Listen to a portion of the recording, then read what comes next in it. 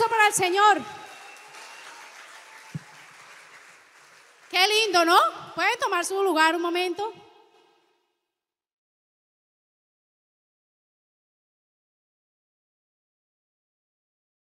Gloria a Dios por su palabra, amén.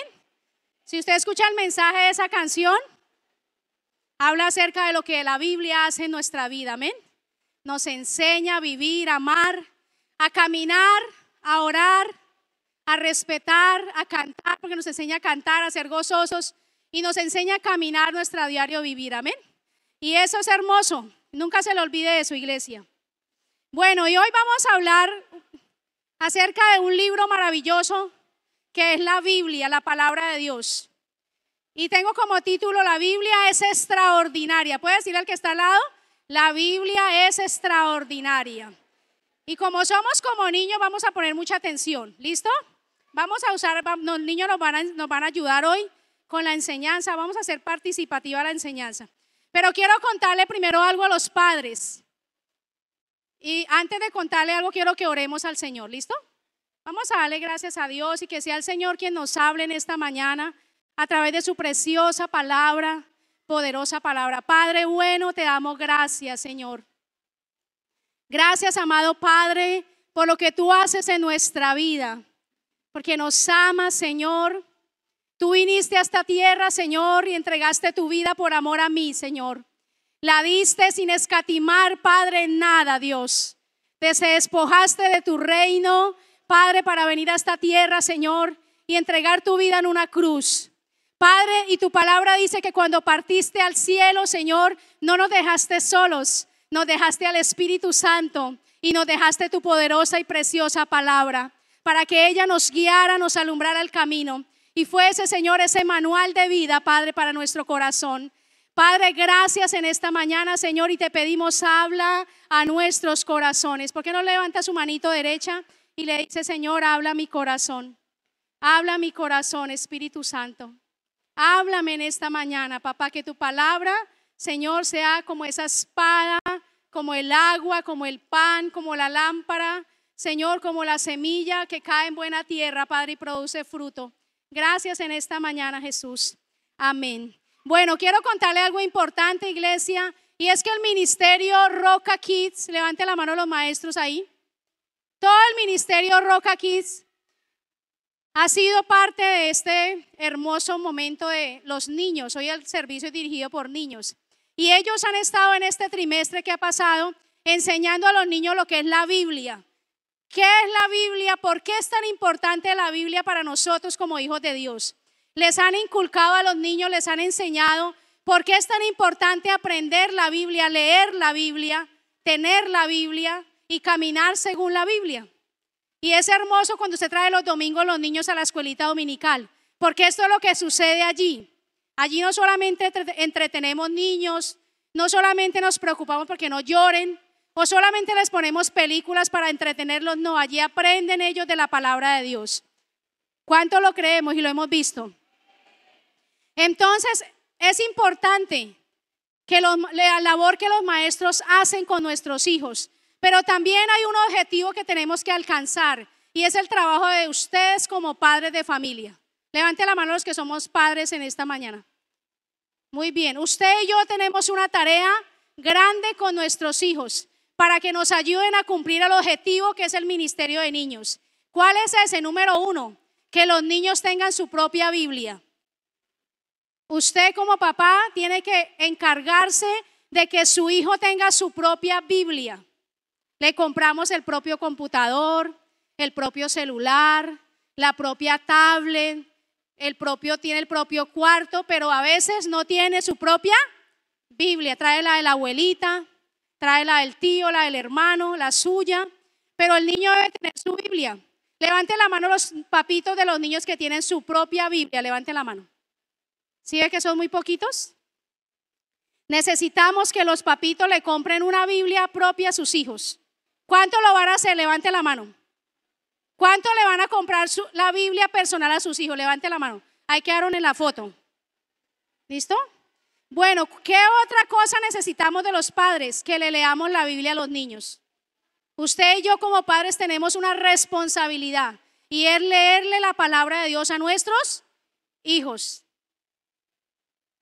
Con mis hijos yo viví esa experiencia maravillosa de enseñarles la palabra. Desde que estaban en mi vientre, desde que nacieron, cuando los amamantaba, cuando estaba con ellos muy pequeños, siempre me acostaba con ellos en la cama, cogía la Biblia y para mí eso era el mejor momento del día. Poder enseñarle a ellos de Dios, del Dios que yo conozco. Y toda la vida he trabajado con niños, me encanta. Desde que tengo uso de razón, sirvo con niños. Enseño a niños, me encanta enseñar a los niños, porque los niños son un terreno fértil. ¿Cuánto lo creemos? Los niños son un terreno donde nadie ha sembrado. Escuche esto. Son un terreno donde nadie ha sembrado. Usted y yo como papás tenemos un terreno donde nadie ha sembrado. Qué difícil es colocar un fundamento nuevo donde hay otro fundamento. Y eso nos pasó a nosotros los adultos cuando llegamos a Dios.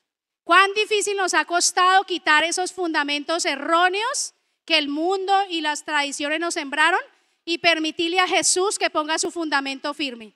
Y es importante que usted vea a su hijo como el mejor terreno, no como tengo que prestarle el celular para que se entretenga, tengo que buscarle un colegio para que me lo cuiden.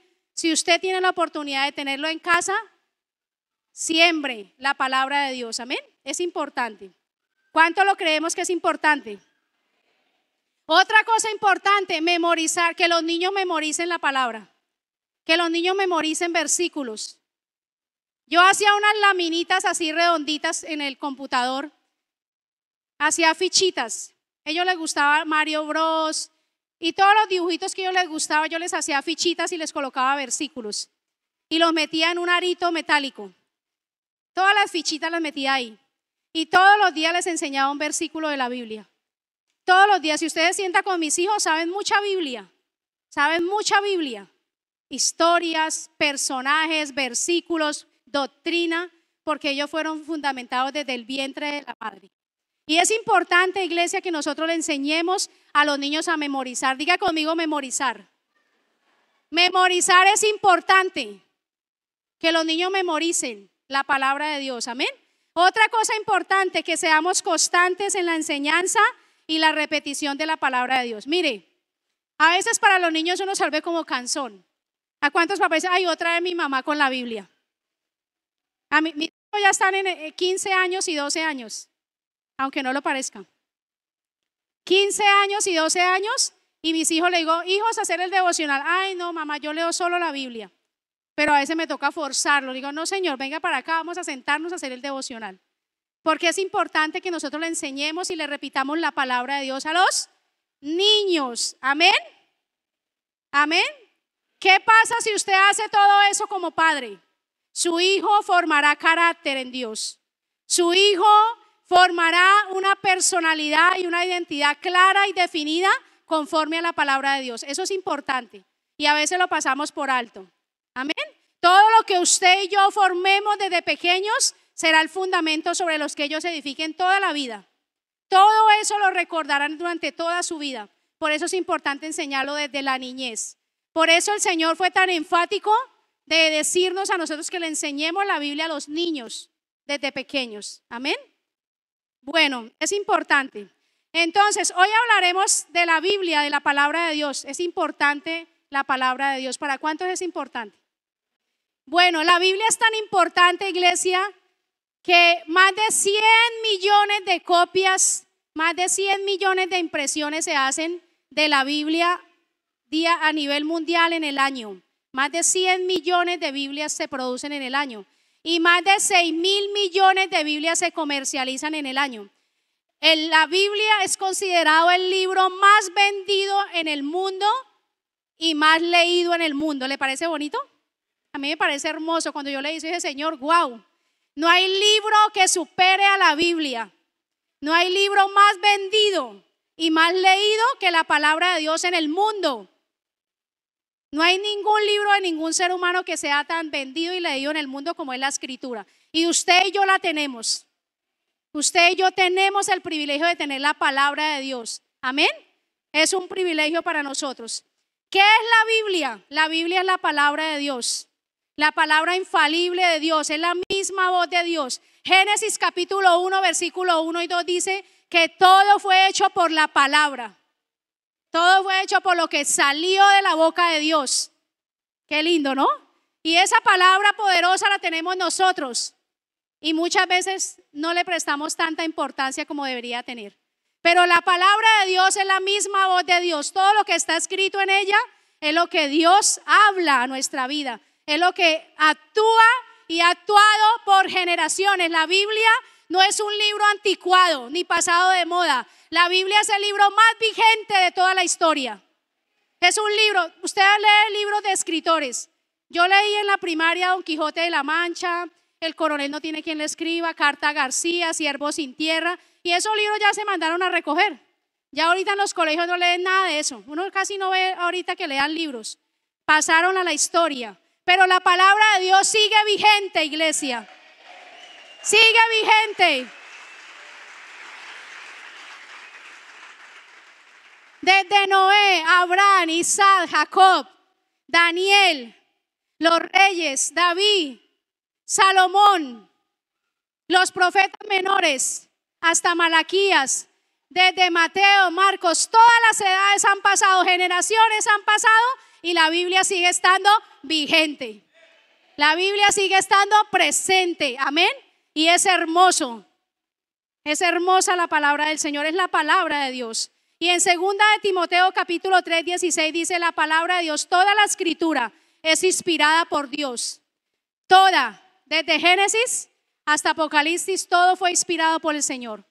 Dice, y útil para enseñar, para redarguir, para corregir, para instruir en justicia. ¿Para cuál es el fin? Para que todo hombre sea enteramente preparado para toda buena obra. Ese es el fin de la palabra, que usted y yo seamos preparados para toda buena obra. Ese es el fin de la palabra del Señor. La inspiró el Señor para que nosotros fuésemos enseñados, instruidos, redarguidos y preparados para que hagamos la obra de Dios, el propósito de Dios, amén. Es importante, es nuestra regla de fe. Vivimos, amamos, estudiamos, meditamos, repasamos y hacemos la palabra de Dios, amén, como hijos de Dios. ¿Cuánto lo hacemos? No me preocupen. ¿Cuántos hacemos eso con la palabra? Todos, amén, porque es nuestra regla de fe. Es la que nos ayuda a alcanzar el propósito, nos lleva a las promesas y lo más hermoso, iglesia, nos lleva a la vida eterna. La Biblia es ese mapa perfecto que nos indica cuál es el camino para llegar a la vida eterna. Necesitamos leer la Biblia. ¿Cuánto lo necesitamos? Dígale al que está al lado, necesitas leer la Biblia.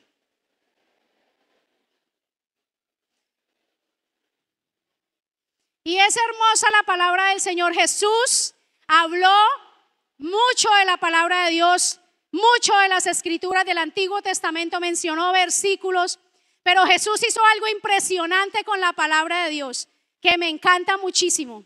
Y es que Jesús la comparó con elementos de la vida cotidiana. Esta mañana me reía porque dije, Señor, ¿tú por qué comparaste la Biblia con cosas como ahorita les vamos a decir, como la espada, como la semilla? ¿Por qué lo comparaste, Señor? Y el Señor sentía que Dios me decía, mamita, porque eso era lo que yo veía en esa época.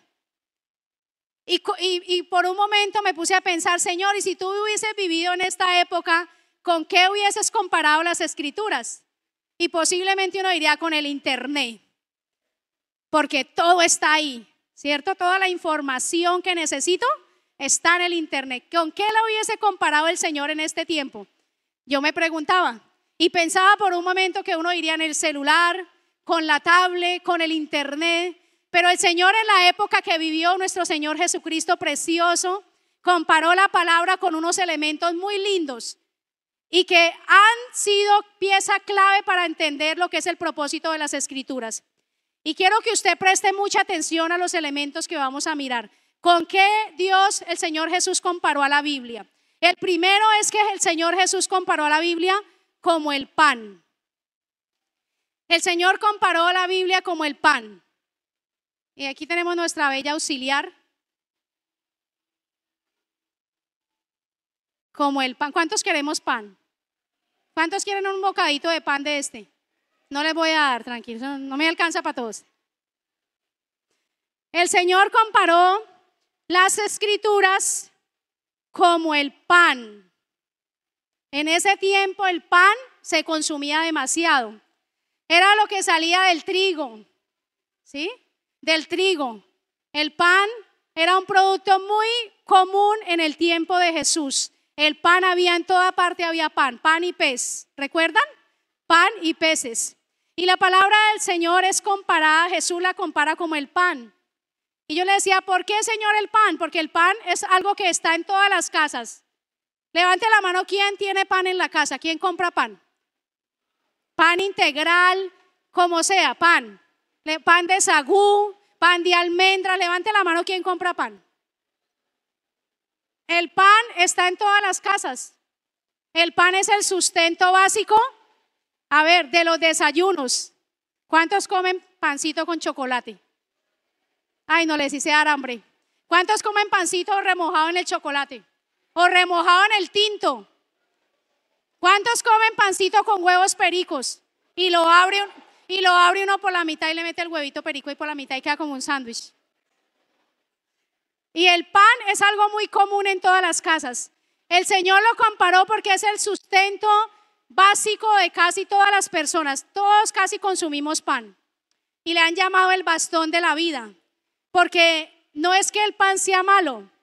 El exceso es lo que es malo. El pan en sí no es malo. Porque leí la tabla nutricional del pan y el pan de trigo no es malo. Lo que es malo es los procesos a los que lo han sometido ahora. Procesos diferentes a los que originalmente hacían. Pero el pan es un alimento que está en todos los hogares y es el sustento. ¿Por qué Jesús la compara con el pan? Porque la palabra es nuestro sustento. La palabra es nuestro alimento espiritual. Así como usted se come un pan y le alimenta el cuerpo y lo engorda un poquito y come mucho. Pero usted lee la palabra y usted alimenta su alma y su espíritu. ¿Escuchamos eso? Es la única manera de alimentar el alma y el espíritu es con la palabra de Dios. No con frases positivas, ni con libros de otras personas.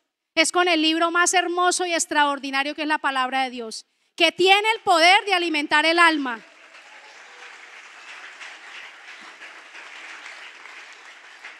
Dice la palabra en Juan capítulo 6, versículo 35. Jesús les dijo, yo soy el pan de vida. El que viene a mí nunca tendrá hambre.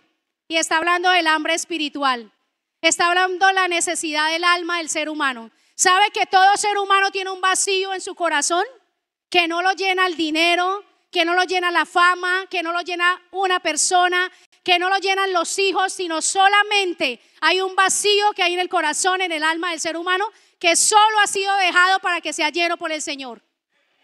Para que sea lleno con la palabra, para que sea lleno por el poder del Espíritu. Y todos los seres humanos, dice la Escritura, que en ese tiempo, en Apocalipsis dice, toda rodilla se doblará y toda boca confesará que Jesucristo es el Señor. Amén.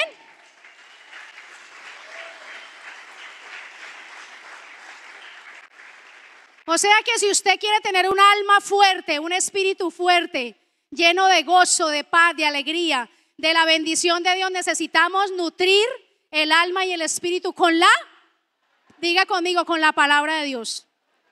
Necesitamos alimentar más el espíritu y el alma con la palabra. Por eso el Señor comparó la palabra como el pan.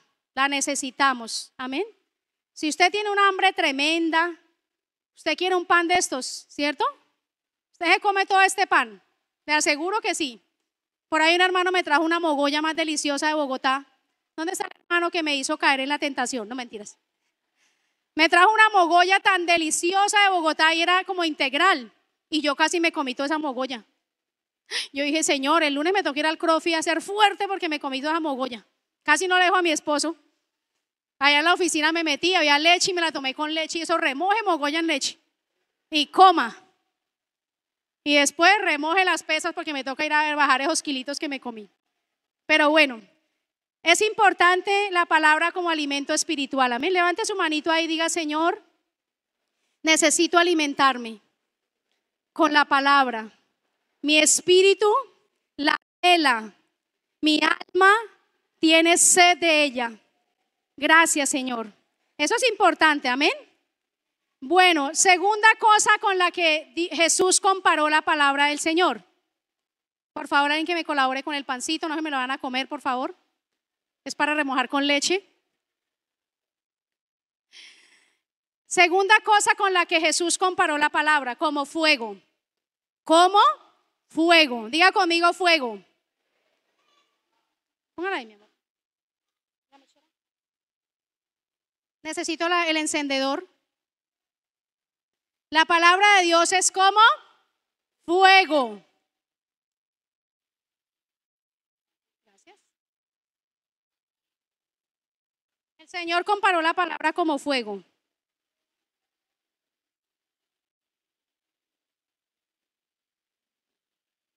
Como fuego. Dice la escritura en Jeremías capítulo 23, versículo 29. No es mi palabra, dice, no es mi palabra, pregunta el Señor, no es mi palabra como fuego, dice Jehová, y como martillo que quebranta la piedra. Qué lindo, ¿no? Y el fuego es algo muy antiguo. El fuego, su historia es demasiado antigua. Si usted va a la historia va a ver que el fuego fue hace muchos años y fue una creación de Dios, solo que el hombre lo descubrió. Pero el fuego ha sido una creación de Dios. Mire acá, el fuego por años se ha usado de muchas maneras. Cuando usted habla de fuego, usted puede ver que el fuego es parte de la vida. Así como el agua, el fuego es esencial para todo lo que hay. Dice que la tierra, el centro de la tierra es lleno de fuego, de magma, de fuego, de calor. Y el fuego ha sido utilizado para muchas cosas. Dentro de eso, el fuego es para cocinar, para purificar, para trabajar con el oro, con la plata. Colocan al fuego para sacar las escorias, para sacar la suciedad del oro. El fuego se usa para la medicina, para cauterizar heridas. No sé si usted ha visto películas donde el actor se quema ahí la herida porque cauteriza los vasitos. Ahora usan el láser para cauterizar, pero antiguamente era con fuego que se cauterizaban las heridas. El fuego sirve para limpiar, para purificar, pero también sirve para la industria. En la industria usan el fuego, en la metalurgia y en todo lo que tiene que ver con derretir metales y transformación de materiales, usan el calor. Y eso es importante, iglesia, porque Jesús compara que la palabra de Dios, su palabra, es como fuego. Pero un fuego no para destrucción, sino un fuego para purificar y para transformar. Téngalo muy presente. Jesús comparó su palabra no como un fuego que destruye, sino como un fuego que transforma y purifica. Amén. Porque a veces creemos que hay fuego, me voy a quemar, me voy a lastimar. No, el fuego, la palabra es comparada como fuego por su poder purificador y transformador. Amén. Tengamos presente eso. Número 3, ¿con qué más compara el Señor Jesús la palabra? Con un martillo. Feliz cumpleaños a mí. Como un martillo. Como un martillo. Papi, ¿me llevas para allá? Como un martillo. La palabra de Dios es comparada como un martillo. Amén. Y hay muchas clases de martillos. Yo imaginaba que Jesús, como era hijo de un carpintero, ¿y qué usan los carpinteros? Martillos. Y el martillo de la época de Jesús era de cabeza de metal con mango de madera. Era parecido a esto. Y hay muchas clases de martillos, de goma, depende de la labor para que la que se use. Pero hay muchas clases de martillos. Pero en la época de Jesús el martillo era para construir, para transformar la madera en sillas, en mesas, en camas, para transformar el hierro en espadas, en lanzas para la guerra. Era hecho para darle forma al hierro candente. El hierro lo metían en el fuego, lo sacaban y le daban martillo para darle una forma. Para eso se usaba el martillo en la época de Jesús.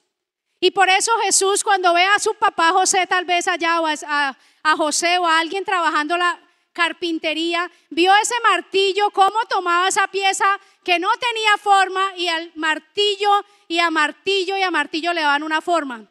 Y Jesús le pareció impactante eso y dijo: wow, Así es mi palabra, como un martillo que toma algo que no tiene forma y le da forma.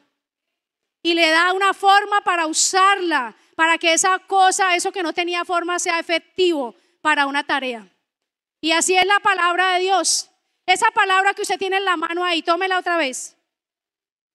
Es como un martillo que nos va a dar la forma a la que Dios nos quiere tener para usarnos para su propósito.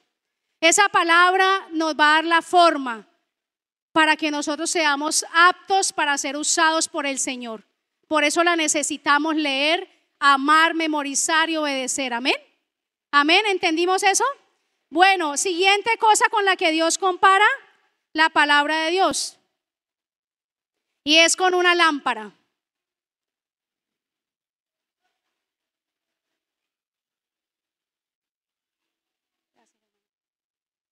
Como una lámpara. Qué lindo, ¿no? En el tiempo de Jesús no habían estas lámparas tan bonitas. Las lámparas eran en brea, en barro. Eran en barro y las encendían con no sé si era como con una CPM, un NEME, algo, y les metían ahí y con trapos, con pedazos de tela, mantenían encendidas las lámparas. Las lámparas de las casas no eran así como estas. Y la lámpara representa la luz, ¿cierto? Cuando usted enciende la lámpara es porque no ve. Bueno, hay unos que no ven, así sale la lámpara, está encendida. Ya necesitan gafas. Pero la lámpara simboliza la luz, la claridad. Amén. ¿Para qué la usamos? Para ver. Pero cuando usted va por la calle, por un lugar oscuro y se enciende una lámpara, usted se siente seguro, ¿cierto? También la luz da seguridad. Y eso es la palabra del Señor. La palabra de Dios nos da seguridad. Nos muestra, nos alumbra en los momentos de oscuridad, en los momentos de tinieblas, en los momentos de problemas, de crisis. Cuando usted hable la palabra es como si prendiera una lámpara. Qué lindo, ¿no? Yo no sé si usted está viendo lo hermoso de esto que Jesús nos quiere enseñar, pero la palabra de Dios no es solo un libro. La palabra de Dios tiene poder. Amén. La palabra de Dios tiene poder. Diga conmigo poder. La palabra de Dios tiene poder. Todo lo que usted ve afuera, la creación fue hecha por la palabra y a veces la tomamos como un libro más. La palabra no es un libro más, es poderosa. Amén. Y la lámpara la representó el Señor como, la palabra la representó el Señor como la lámpara que se tiene que encender todos los días. Cuando usted llega a su casa y está oscuro, ¿qué enciende? La luz, prende la lámpara que alumbra. Amén. Necesitamos encender la palabra. Mateos, el Salmo 119, 105 dice: lámpara es a mis pies tu palabra y lumbrera a mi camino. Lámpara es a mis pies tu palabra para que yo no me extravíe, para que yo no me caiga en un hueco, para que yo no tropiece, tengo que usar la palabra. Dice, y lumbrera a mi camino. Eso es la palabra del Señor. Amén. Ahora otra cosa importante con la que el Señor comparó la palabra. Con una semilla. Mi auxiliar más grande. Hermosa.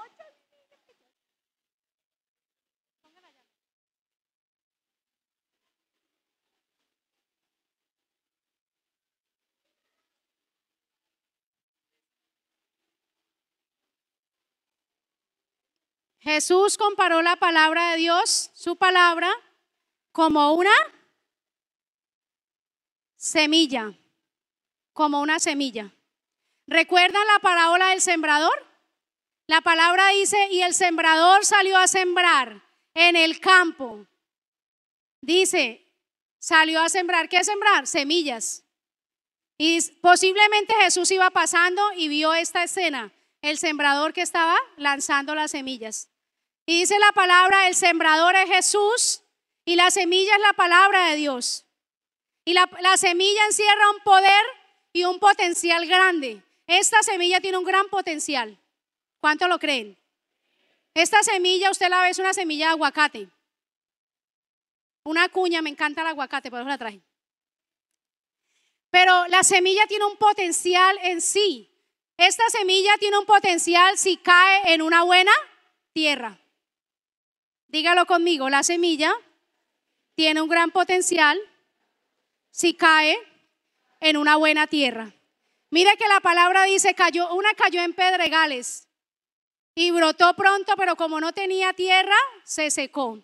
Otra cayó en espinos y la semilla creció, pero los espinos la ahogaron. Otra cayó junto al camino, pero vinieron las aves porque no tenía profundidad de tierra, cayó junto al camino. Dice, vinieron las aves y se la comieron. Pero otra cayó en buena tierra. Y esto habla del corazón donde cae la palabra de Dios. La palabra es poderosa, ¿cuánto lo creemos? Tiene potencial, da vida, pero necesita un buen terreno. O sea que todo lo que a usted le pasa, todo lo que usted quiere cambiar, lo tiene que hacer siendo un buen terreno para la palabra. No va a ocurrir si usted no es un buen terreno. Porque la semilla en sí tiene un potencial, esta semilla tiene un potencial, pero si no tiene un buen terreno va a quedar siendo una sola semilla. Y la palabra de Dios tiene un gran potencial, tiene poder, amén. Dígalo conmigo, tiene poder, tiene vida, amén. Y lo más hermoso, produce fruto. ¿Usted qué ve acá?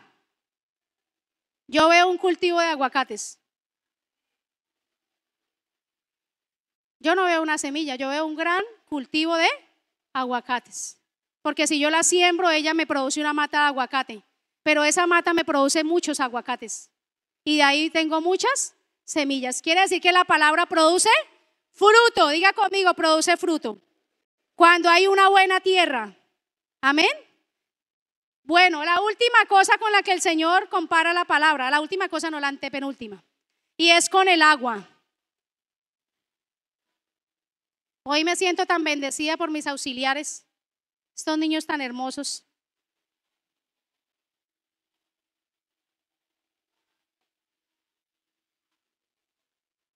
Jesús comparó la Biblia, la palabra de Dios, como el agua. Amén. Y el agua, déjeme decirle algo, iglesia, el agua es fundamental para la vida. Sin agua no hay vida en el mundo. La mayor, creo que es el 80% de la superficie de la tierra es agua. Y el 50, más o menos al 70 del cuerpo humano está lleno de agua. O sea, usted es agua en un 60, 50, 70% es agua. Su cuerpo es agua, más de la mitad es agua. El agua sirve para que la tierra produzca, para que los animales se sacien, para que toda la vida humana exista. Por eso el Señor compara su palabra con el agua. Diga conmigo agua. Mira, lo leemos acá. El agua. ¿No ustedes hablan de agua? Bueno, dice la palabra del Señor. Juan 7:37 dice: en el último y gran día de la fiesta, Jesús se puso en pie y alzó la voz diciendo: si alguno tiene sed. ¿Cuántos tienen sed en esta mañana? Pero no sed de agua, sino de la palabra. ¿Cuántos tienen sed de la palabra? No escuché, casi la mitad, menos de la mitad de la iglesia. ¿Cuántos tienen sed de la palabra? O sea que usted no se puede dormir porque tiene sed de la palabra. Amén. Dice: si alguno tiene sed, venga a mí y beba.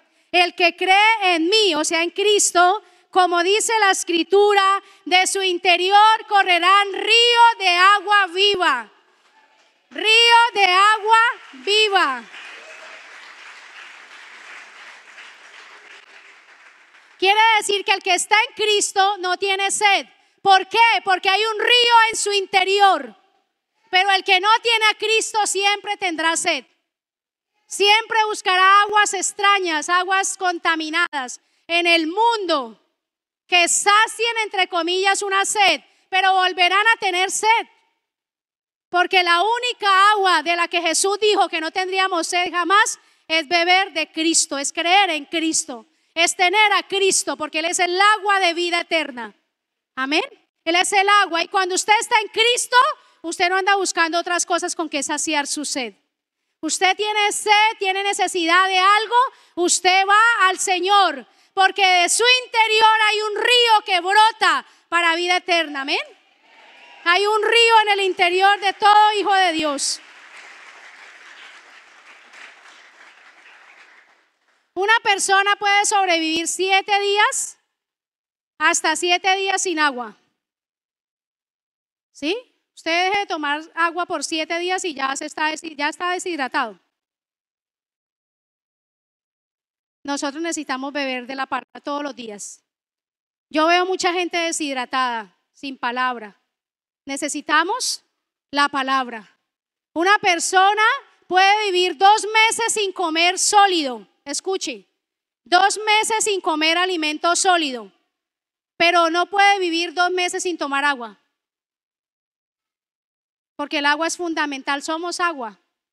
Y nuestro cuerpo cuando suda está sacando agua del cuerpo, está sudando agua, líquidos. Y necesitamos hidratarnos, amén. Y la palabra es la que quita esa sed, es la que hidrata nuestra vida, amén. Por eso Jesús hizo esta comparación. En Isaías 55:1 dice: todos los que tengan sed, vengan a tomar agua. Amén. Todos los que sedientos, venir a las aguas. Bueno, y la última cosa con la que el Señor comparó la Biblia es con una.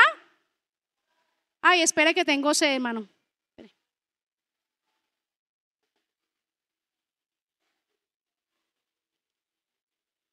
Gracias. Alguien que me ayude con la jarrita, por favor. Bueno, listo. Con una espada. Y no con cualquier espada. Mire esto. Escuche acá. No con cualquier espada.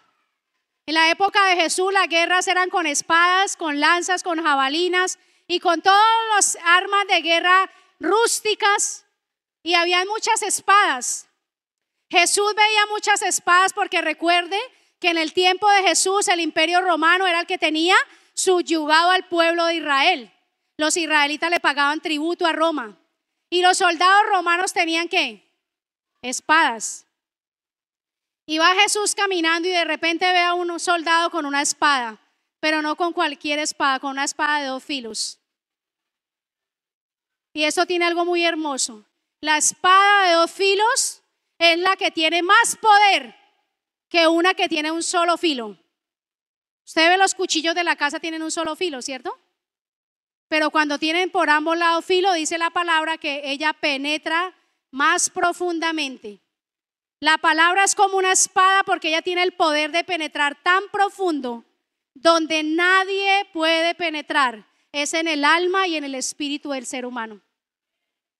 Por eso es de doble filo. Actúa en 2 direcciones. Una para destruir, para cortar, para desarraigar cosas de nuestra vida, pero también para consolar, pero también para levantar. La palabra tiene el poder, por eso dice que es de doble filo. Amén, porque también disciplina, porque también corrige. Amén, tiene el poder de hacerlo. Y la necesitamos ver a la palabra de Dios como esa espada de doble filo. Porque la espada de doble filo en ese tiempo era un arma letal para la guerra. Porque cuando usted hacía así, destruía. Y cuando hacía así, destruía, tenía doble filo. Amén. Y la palabra que usted tiene ahí tiene el poder para destruir las obras de Satanás. Amén. Pero también para disciplinar su vida, para corregir su vida. Amén. Esa es la palabra del Señor. Poder para destruir las obras del diablo. ¿Y sabe qué dice en Efesios capítulo 6, versículo 10 en adelante? Dice que la única arma ofensiva de la armadura de Dios es la espada del Espíritu. Tan lindo, ¿no? La espada del Espíritu. La espada esa palabra es su espada. Amén. No son los cuchillos de la casa, ni los platos, ni las ollas, porque hay unos que usan los platos para la guerra cuando se agarra con el marido. Y resulta el arma de guerra suya es el sartén y el moninillo. No, nuestra arma como hijos de Dios es la espada del Espíritu. Amén. ¿Cuánto la vamos a usar? ¿Cuánto la vamos a usar? La espada del Espíritu. Amén. Gracias mi pastora y mi hermana. Listo, la palabra de Dios. Jesús la comparó con todos estos elementos para enseñarnos algo poderoso. Quiero quiero decirle qué tienen en común todos estos elementos. Mira acá, escuche esto. ¿Qué tienen en común todos estos elementos que yo mencioné y que Jesús comparó su palabra? Mira, escuche toda la iglesia. Todos estos elementos no son para destrucción, son para restauración y transformación. Son para transformación y restauración.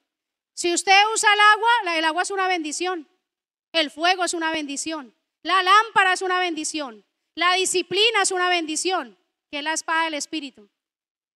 Todo eso es para restauración y para transformación. La palabra de Dios, segunda de Timoteo 3:16, útil para enseñar, para redarguir, para instruir, a fin de que usted y yo seamos enteramente preparados para toda buena obra. Es la que tiene el poder para hacer eso. Para que usted y yo estemos preparados. ¿Sabe para qué? Para ir al cielo. ¿Cuántos queremos ir al cielo? No, hermano, estoy más animada yo. A ver, los niños, ¿cuántos queremos ir al cielo? A ver, ¿dónde están los conquistadores? ¿Cuántos queremos ir al cielo? A ver, un grito a los conquistadores. Animemos a los hermanos de la tercera, a los hermanos adultos. ¿Dónde están los soldaditos de Cristo? ¿Dónde están los tesoros de Jesús? ¿Quién me faltó? Los amigos de Jesús. ¿Y dónde están los de la tercera? Los hermanos de la iglesia. Hermanos, el gozo del Señor. A ver, ¿listo?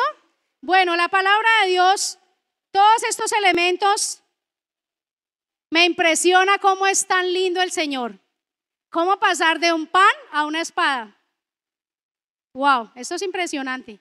Cómo el Señor da estos ejemplos de coger un pan y representar su poderosa palabra, wow, con un pan. Pero cómo toma una espada de 2 filos y también hace esa preciosa comparación. Porque su palabra es impresionante, amén. Su palabra es extraordinaria. Amo la palabra del Señor.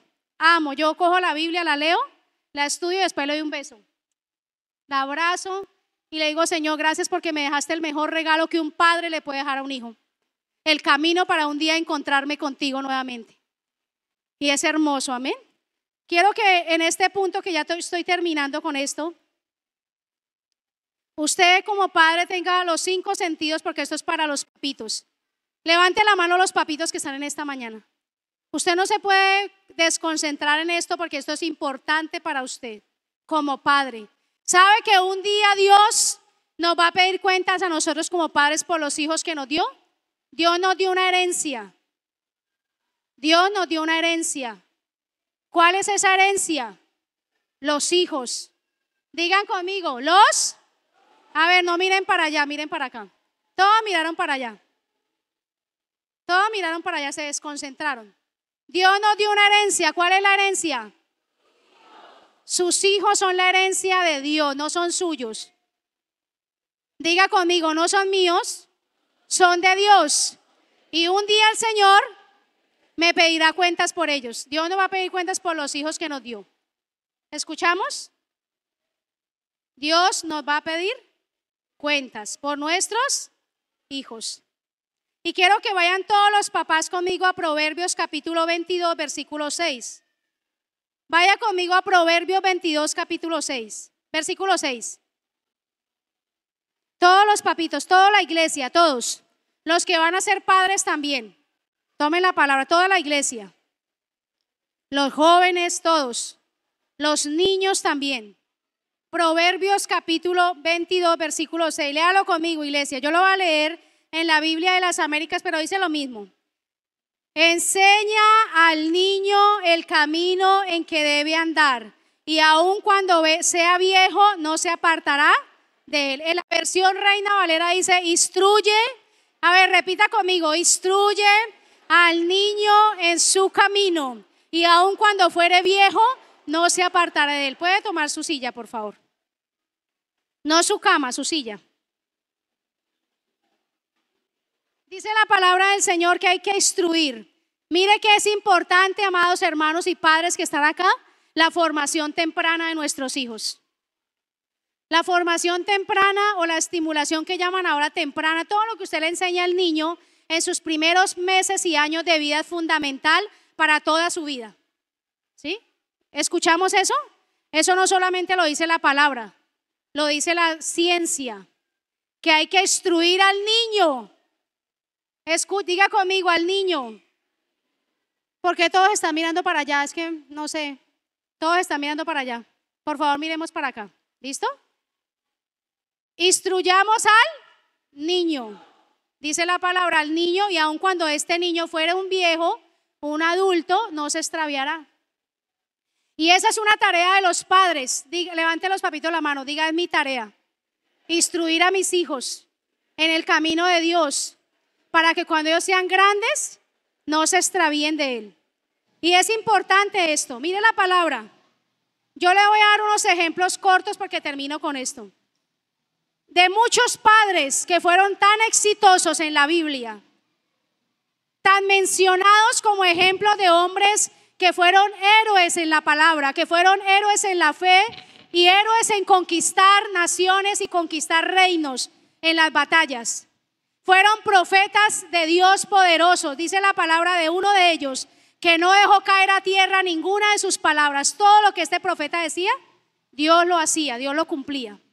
Pero mire esto, yo voy a leer Jueces capítulo 2, versículo 10.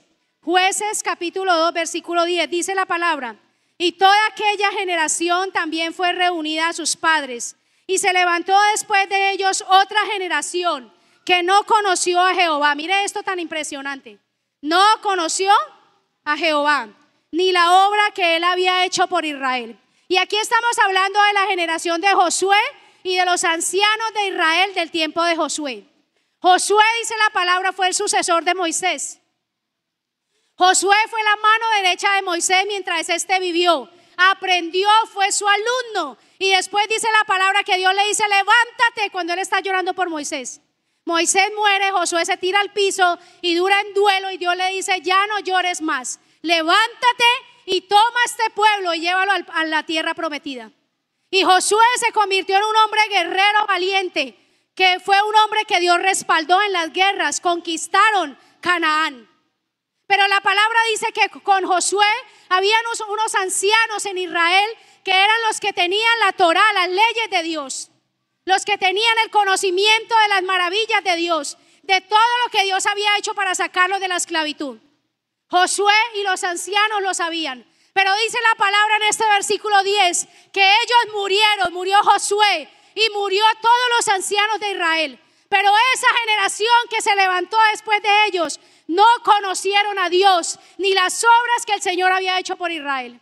Y esto a mí me confronta, iglesia, porque usted puede ser un berraco en la vida espiritual, usted puede orar mucho, usted puede congregarse y servir a Dios y tal vez predicar, pero si usted no se gana a sus hijos, si usted no marca el corazón de sus hijos con instruirlos en la palabra, moldearles el camino con su testimonio, será un fracasado. Perdóneme que le diga, iglesia, pero Josué fue un hombre impresionante, pero fracasó como padre, fracasó como maestro de sus hijos.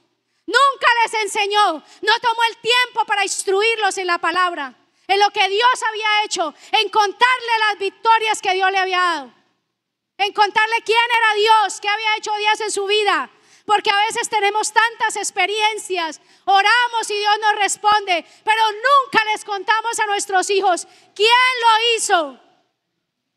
Nunca le contamos a nuestros hijos quién es el que me bendice para traer el pan a la casa. Nunca le contamos a nuestros hijos quién fue el que lo sanó cuando usted estaba en cama. Nunca le contamos a nuestros hijos, porque a veces nos parece que no es importante contarle a ellos. Pero es que es el Dios de los milagros, es el Dios todopoderoso, el que ellos deben de conocer. No lo deben de conocer a usted como proveedor, deben de conocer a Dios como proveedor. Porque el día que usted y yo faltemos, ellos aprenderán a depender de Dios. Ellos aprenderán que cuando hay necesidad tendrán que ir a Dios y no a usted y no a un hombre. Y es importante, iglesia. Josué, su generación se perdió porque no conocieron a Dios. La palabra de Dios debe estar dentro de su casa, vivirla en su casa, vivirla, practicarla, exigirle a sus hijos que la amen y la respeten. y enseñárselas a ellos, pero debe estar en nuestra mente y en donde quiera que vayamos como una señal de que somos hijos de Dios. Amén. Y yo quiero que por un momento la iglesia se ponga de pie y usted va a llamar a sus hijos, todos los padres con sus hijos. Y yo quiero que usted tenga algo muy claro, papito que está en esta mañana. Mire a su niño por un momento, a su hijo ahí, y mire ese terreno tan fértil que usted tiene. Mire ese terreno tan puro que usted tiene con esos niños, que no tienen espinos, no tienen cardos, no tienen maleza. Ellos están tiernitos, ese terreno está tierno para que usted empiece a sembrar la palabra.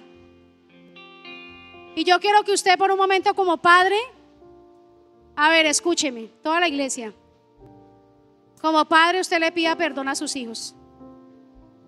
Dígale: hijo, yo les pido perdón. Hágalo, porque he descuidado tal vez tu formación espiritual, porque no he sido responsable en enseñarte la palabra como debe ser, y menos de darte testimonio y darte ejemplo y moldearte con mi testimonio lo que es la vida en Cristo. Dígale: perdóname, hijo, porque no he tomado atención a lo que es más importante para Dios, y es que yo te herede mi amor, mi temor a ti como hijo, y que tú como mi generación lleves ese legado a tus hijos y a los hijos de tus hijos. Yo quiero que usted haga esto en esta mañana. Pídale perdón a sus hijos si tal vez usted no ha hecho esa tarea como padre. Y quiero que en esta mañana, como familias, como padres, usted le digan: hijos, a partir de este día les enseñaré la palabra, les hablaré de mis victorias en Cristo, les contaré las victorias que el Señor me ha dado, les contaré de dónde viene la bendición para la casa, te contaré de dónde viene la provisión para ti, tus zapatos, tu ropa, tu alimento, tu bienestar. ¿Quién nos ha dado todo eso? Te contaré. Cuando mis oraciones sean contestadas por mi Padre, yo, hijo, te contaré las victorias que papá nos ha dado, para que tú un día se las cuentes a tus hijos y a los hijos de tus hijos, y ore por sus hijos. Yo quiero que los papás bendigan a sus hijos. Bendiga a sus hijos en esta mañana. Los que no tienen hijos, las niñas, póngase la mano en el vientre, las niñas, las jovencitas, porque usted va a orar por sus hijos. Bendiga a sus hijos y declare que sus hijos no vivirán lo que usted vivió, que ellos no repetirán su historia, que ellos no pecarán, no prestarán su cuerpo para el pecado, que ellos amarán y honrarán al Señor, porque usted les enseñará, porque usted les guiará y les dará las herramientas necesarias para que ellos alcancen la salvación, y que un día usted y su familia estén en la eternidad y pueda allí gozarse porque lo logró, porque alcanzó que sus hijos amaran y respetaran y honraran a papá, honraran a Cristo. Ore por sus hijos, papito, bendiga a sus hijos. Diga: Señor, yo bendigo mis hijos, bendigo este terreno tan fértil que tú me has dado, papá. Lo bendigo, papá, bendigo los hijos, bendigo los padres. Señor, que hoy sea, Padre, un compromiso de cada padre transferir la fe a sus hijos, transferir el conocimiento de Dios.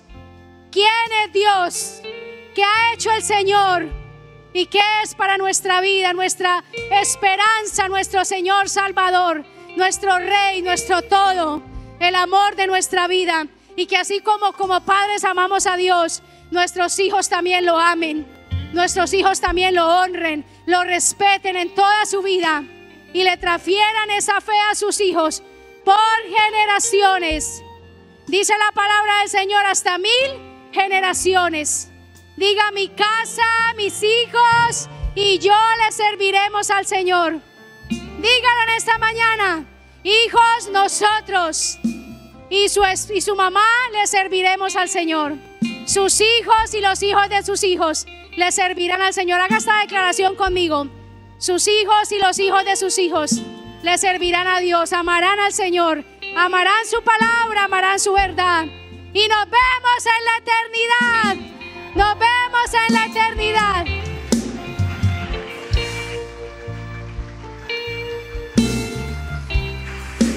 fuerte ese aplauso para el Señor.